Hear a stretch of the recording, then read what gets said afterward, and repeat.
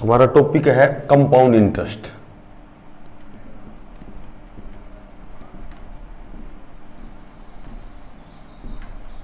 चक्रवर्ती ब्याज। देखो चक्रवर्ती ब्याज क्या होता है।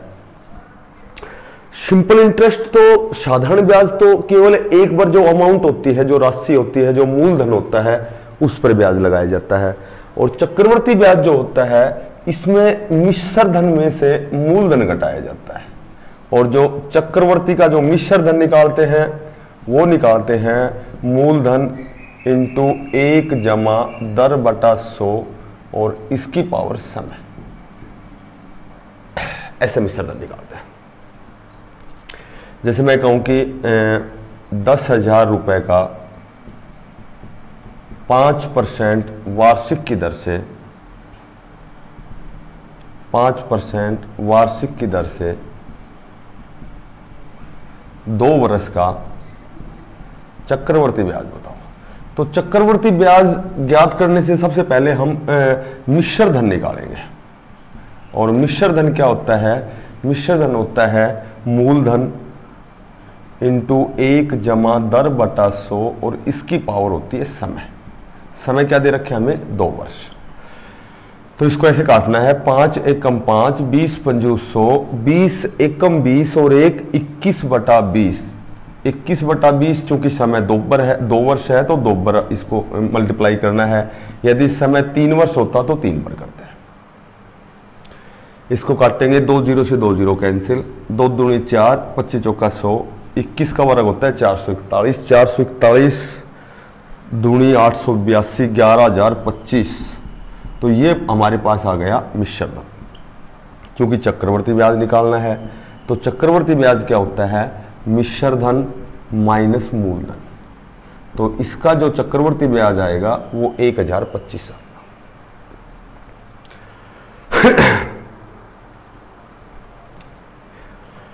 अब आजकल कंपटीशन में इस तरह के क्वेश्चन आते हैं, 2 वर्ष 4 मास का चक्रवर्ती ब्याज बताओ। तो 2 वर्ष तो पूरा था, ये तो हमने 2 बार मल्टीप्लाई कर दिया, लेकिन 4 मास को कैसे करेंगे? तो ये ध्यान रखना है आपको कि 4 मास को कैसे करोगे। इसको अलग से देखो, इसको अलग से 1 जमा दर बटा 100 और इसको मल्टीप्लाई करना है 4 मास से। क्योंकि 4 मास से हम मल्टीप्लाई कर नहीं सकते, तो सबसे पहले 4 मास का वर्ष बनाना है। और 4 मास के जब वर्ष बनाओगे तो 4/12 यानी कि 1/3 वर्ष।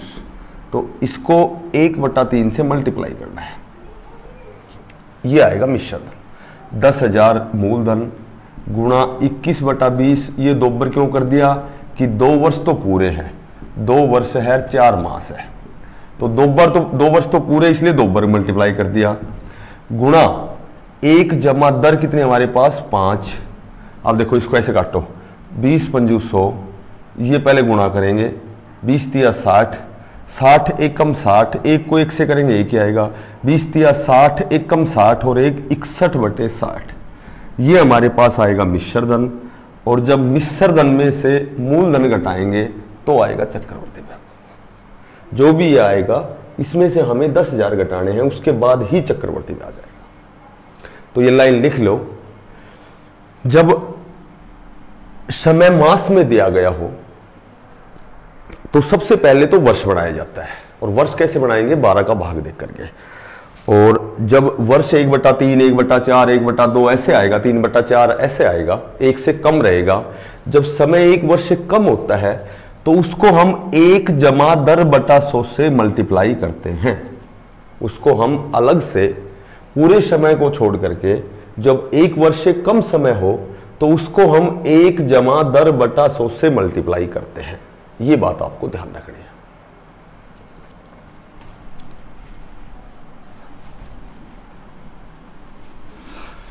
मैं कहूं कि 10,000 रुपए का 10% वार्षिक की दर से 1 वर्ष का चक्रवर्ती ब्याज बताओ। यदि ब्याज 6 माही दे हो, देखो या तो 6 माही दे आएगा या फिर त्रिमासिक आएगा ब्याज, या फिर चतुर्मासिक आएगा। तो मोटी बात यह है कि छमाही का मतलब होता है कि ब्याज हर 6 महीने बाद जोड़ा जाता है, त्रिमासिक का मतलब होता है ब्याज 3 महीने बाद जोड़ा जाता है, और चतुर्मासिक का मतलब होता है कि ब्याज हर 4 महीने बाद जोड़ा जाता है।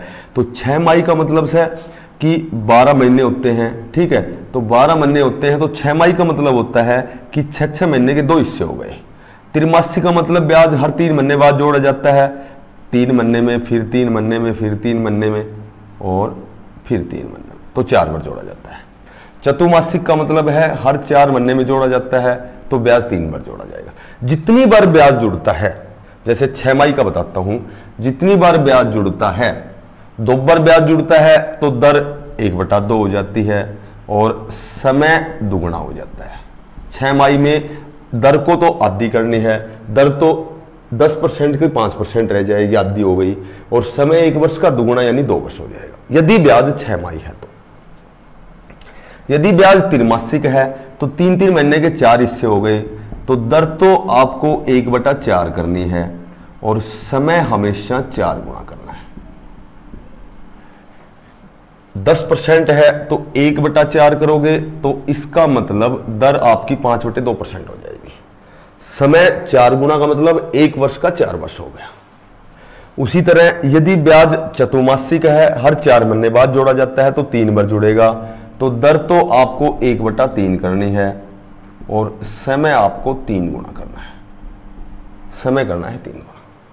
मोटी बात यह है कि साल में ब्याज जितनी बार जुड़ता है उतनी दर होगी 1/, और टाइम्स में बढ़ जाएगा समय।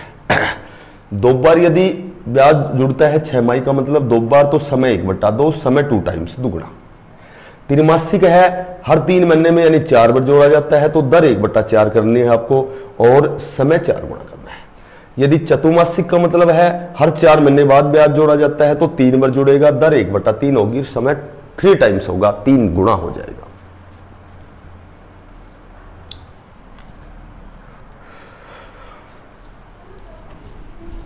उसके बाद मिश्र धन निकालना है, और मिश्र धन में से जब मूलधन घटाओगे तो वह आएगा चक्रवर्ती ब्याज।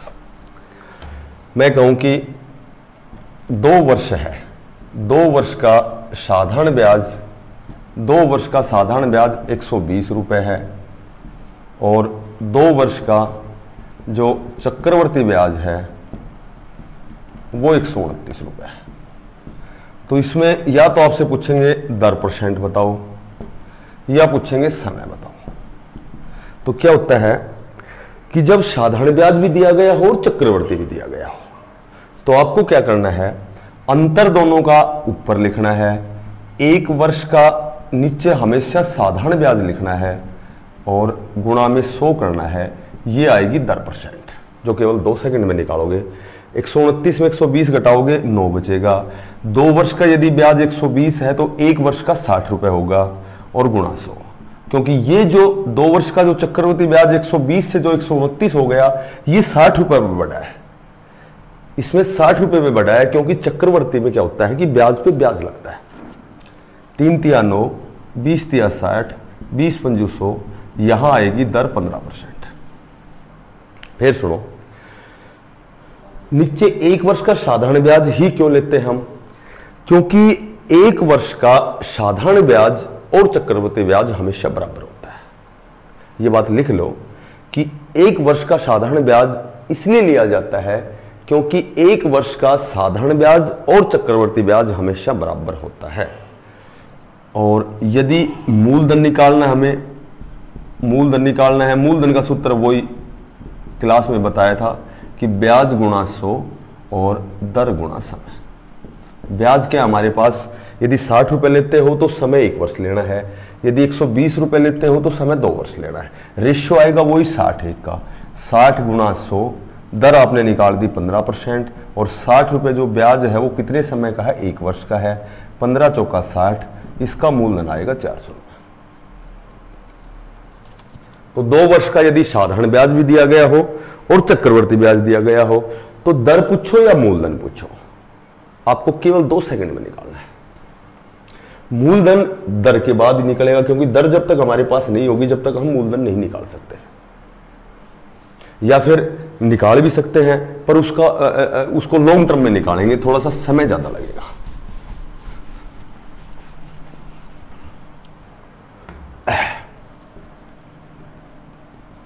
₹8,000 का 5% वार्षिक की दर से 2 वर्ष के साधारण ब्याज और चक्रवर्ती ब्याज में अंतर बताओ। 2 वर्ष के साधारण ब्याज और चक्रवर्ती ब्याज में अंतर बताना है। तो एक तो इसका साधारण ब्याज निकालेंगे, सिंपल इंटरेस्ट निकालेंगे, फिर इसका कंपाउंड इंटरेस्ट निकालेंगे और फिर दोनों को घटाएंगे, वो अंतर आ जाएगा। ये तो है प्रॉपर चैनल।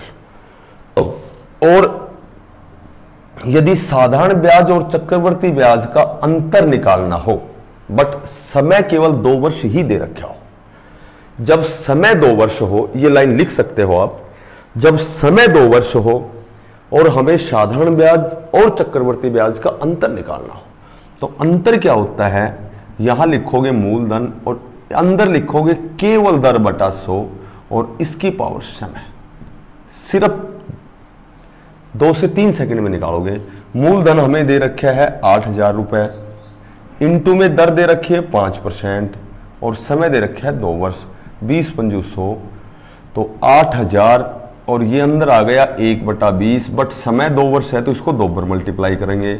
2 0 से 2 0 कैंसिल, 2 दूनी 4, 20 चौका 80। तो हमेशा इस सूत्र से सिर्फ 2 सेकंड में निकालोगे।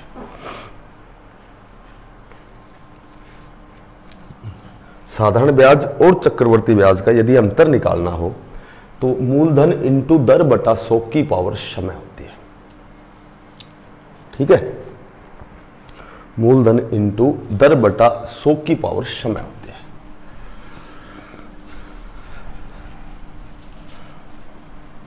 अच्छा, यदि अंतर निकालना है, एक छोटी सी बात और लिखो, और यदि समय 3 वर्ष हो, ये सीपी और सीजीएल में आता है, चक्रवर्ती और साधारण ब्याज का अंतर निकालना हो और यदि समय 3 वर्ष हो, तो ये सूत्र याद रखना, PR² बटा 100 गुणा 300 जमा R अपॉन 100 गुणा 100, ये होता है। जब साधारण ब्याज और चक्रवर्ती ब्याज का अंतर निकालना हो और यदि समय 3 वर्ष दिया गया हो, तो P प्रिंसिपल होता है मूलधन, R रेट दर होती है, ये 300 इस सूत्र में रहेगा और अपॉन 100 गुणा 100 गुणा 100 होता है। और यदि अभी मैंने बताया था, यदि समय 2 वर्ष हो तो आपको निकालना है केवल PR² बटा 100, यानी कि अभी बताया था मैंने, क्या सूत्र बताया था, मूलधन इंटू दर बटा 100 की पावर समय। यदि समय 2 वर्ष हो तो दोनों का अंतर निकालना इस तरीके से निकालना है, यदि समय 3 वर्ष हो तो इस तरीके से निकालना है। नोट करो ऐसा बस।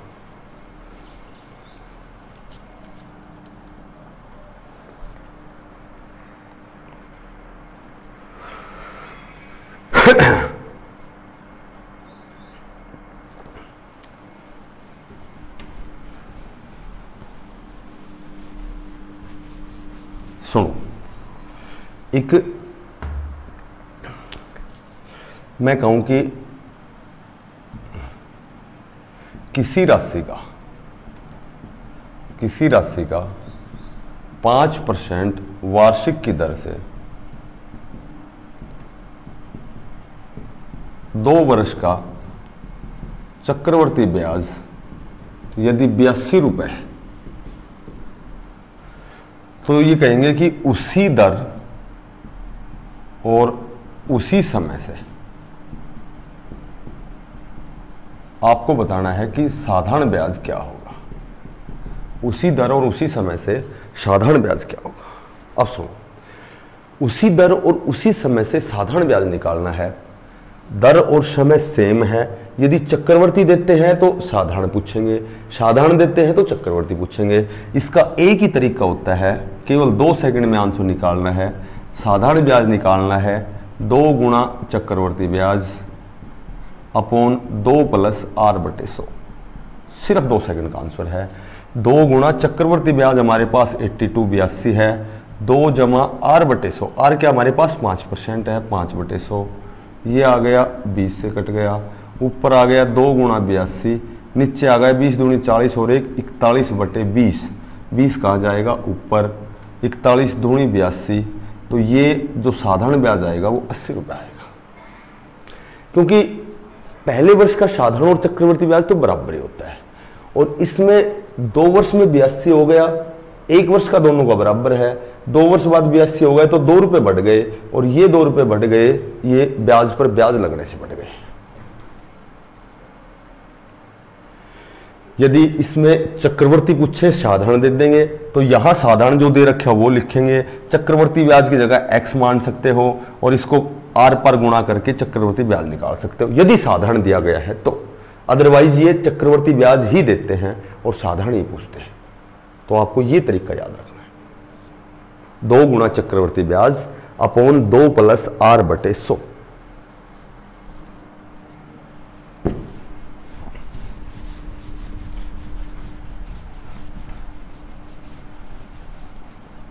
ऐसे लाइन खींचो, कोई राशि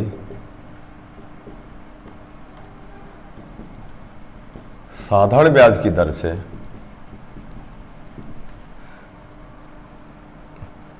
5 वर्ष में 3 गुणी हो जाती है, तो बताओ कितने वर्ष में यह 27 गुणी हो जाएगी,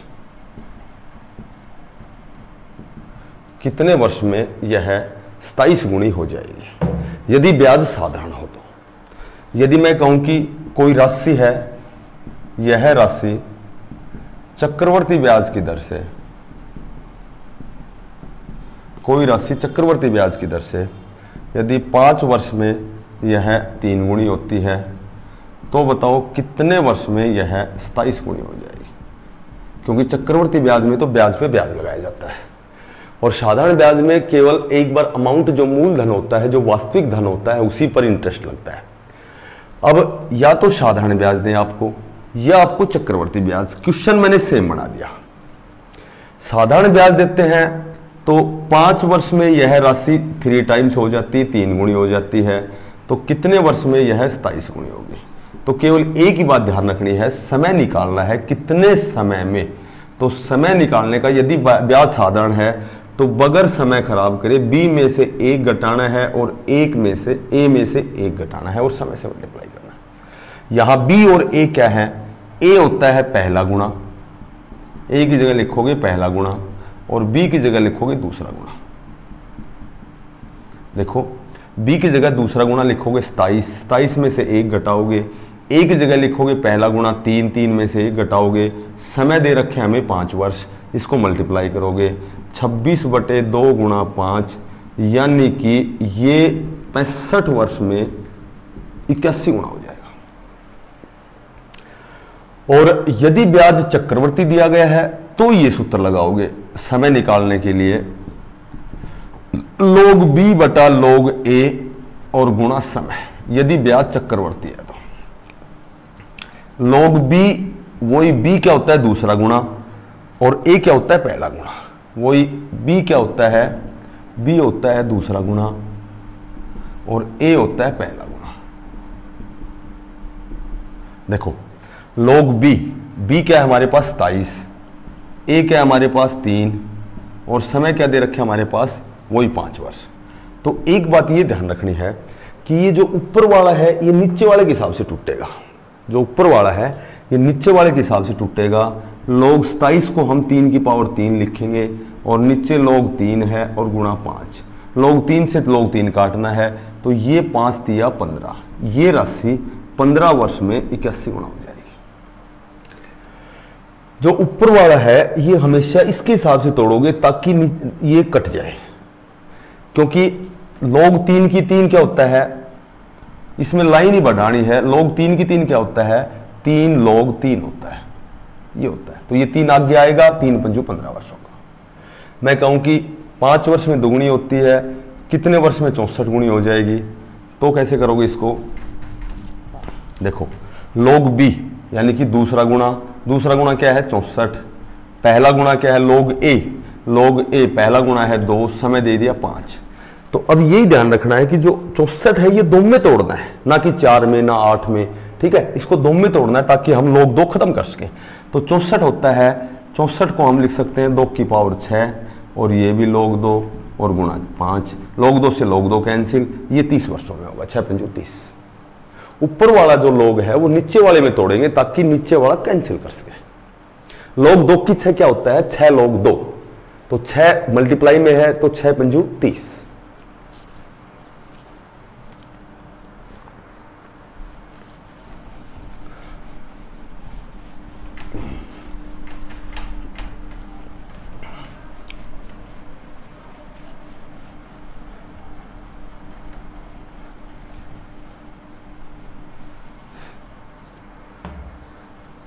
एक व्यक्ति ने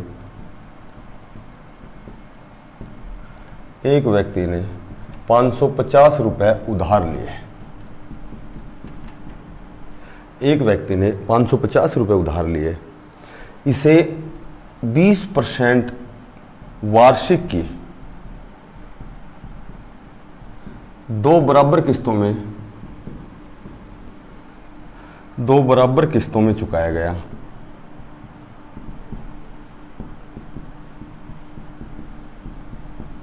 प्रत्येक किस्त का मान क्या है, प्रत्येक किस्त का मान क्या है, 2 बराबर, देखो जैसे मान लो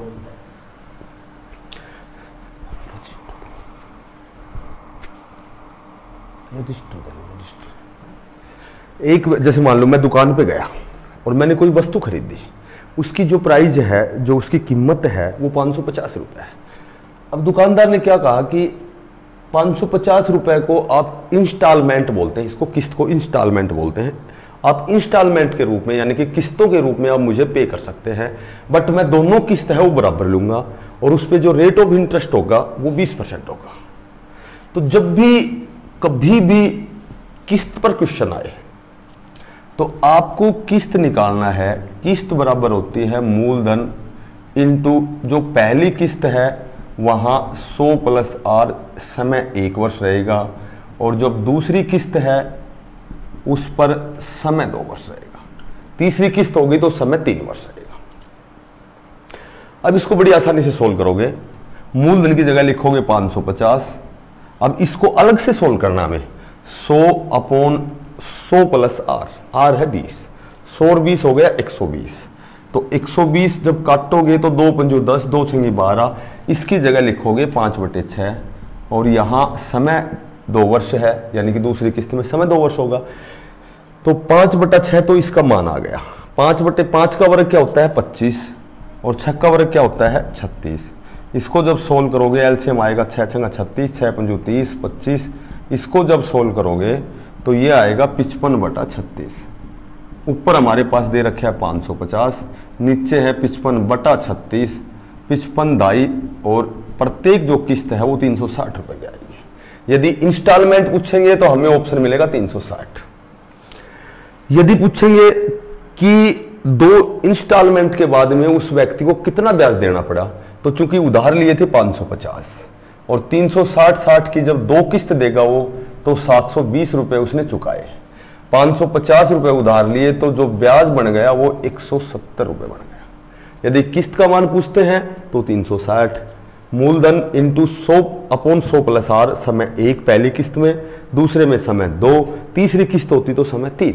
इसको सोल्व कर दिया हमने, प्रत्येक किस्त का मान आ गया 360, किस्त टोटल 2 हैं।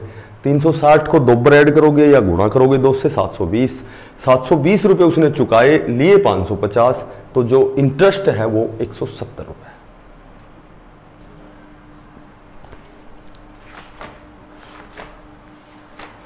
इंटरेस्ट जो आएगा वो आएगा 170 रुपए।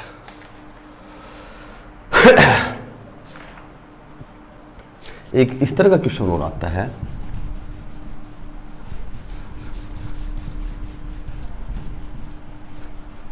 देखो एक इस तरह का क्वेश्चन आता है, 5 वर्ष में दे 770 रुपए का भुगतान 770 रुपए का भुगतान करने के लिए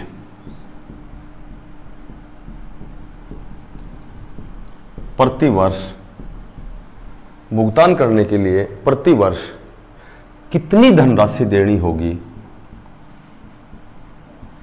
कितनी धनराशि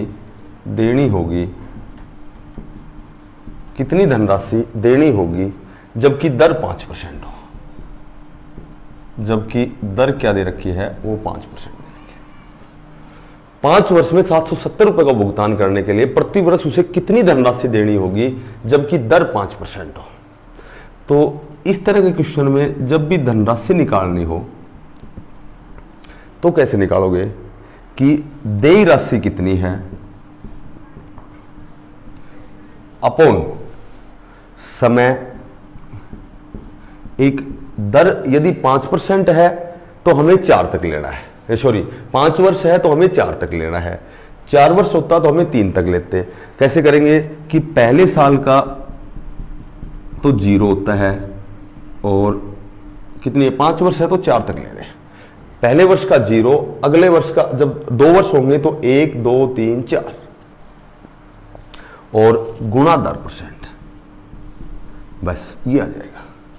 देय राशि कितनी हमारे पास 770 है, समय कितना हमारे पास 5 वर्ष है, जमा 4 3 7 2 9 और 1 10 गुणा दर कितनी हमारे पास, दर है 5%, तो 5% का मतलब 500, तो ये कितना आ गया हमारे पास, 0 से 0 कट गया, 5 दूनी 10 और जब ऊपर तो है 770 और नीचे है 5 दूनी 10 और 1 11/2 और ये 2 कहाँ जाएगा, ऊपर जाएगा।